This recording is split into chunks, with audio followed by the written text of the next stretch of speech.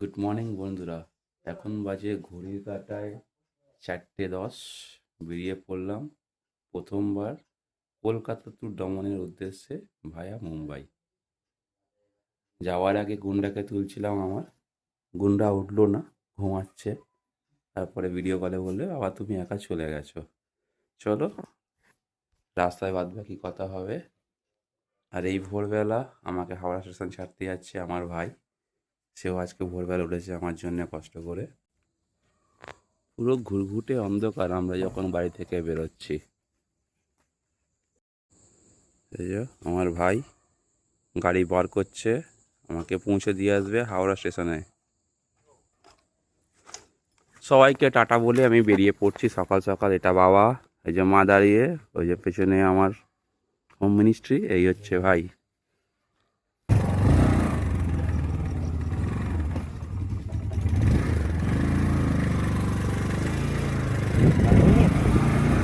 হ্যাঁ, ব্যাগ নিয়েছিস না? সব নিয়ে নিয়েছি।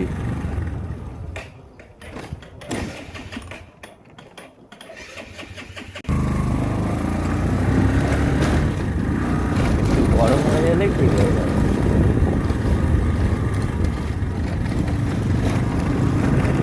তাহলে গাড়ি স্লো করলেই বন্ধ হয়ে যাবে। এই,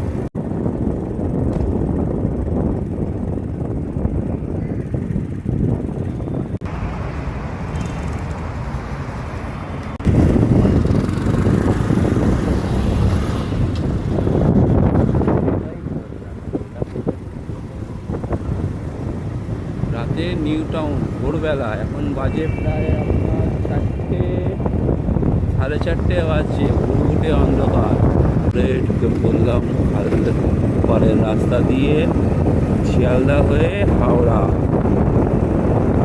পুরো শুনশান অন্ধকার। এত ভোরবেলায় প্রথম আমি এই রাস্তায় যাতায়াত করছি। এই রাস্তায় সারাদিন কত বছর। এখন বাজে ভোর 5:30। আমরা হাওড়া স্টেশনে পৌঁছে গেছি। আমার পুরো টিমও এসে গেছে, আমি অনির্বাণ দাস, জিতেন। আমরা যাচ্ছি এখান থেকে, গন্তব্য হচ্ছে আমাদের হাওড়া, কলকাতা টু দামান।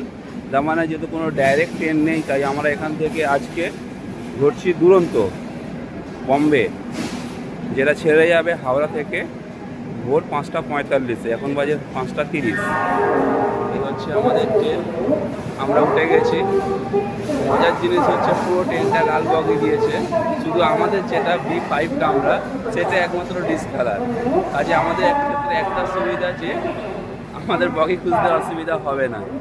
এই ট্রেনটা এখান থেকে ছেড়ে যাবে 5:45। এর প্রথম স্টপেজ হচ্ছে টাটানগর, যেটা দাঁড়াবে হচ্ছে সকাল 8:45। চলো তাহলে ট্রেনের ভেতর যাই এবার, বাদ বাকিটা ওখানেই হবে। লম্বা জার্নি, কারণ কাল সকাল 9টায় নামাবে বম্বে।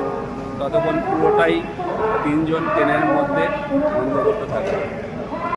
হচ্ছে আমার পুরো ট্রেনটা লাল, আমাদের B5 কামরাটা হচ্ছে একটু অড কালার, বাদ বাকি আবার সামনের দিকে পুরো লাল। আমরা ট্রেনের মধ্যে উঠে পড়ছি।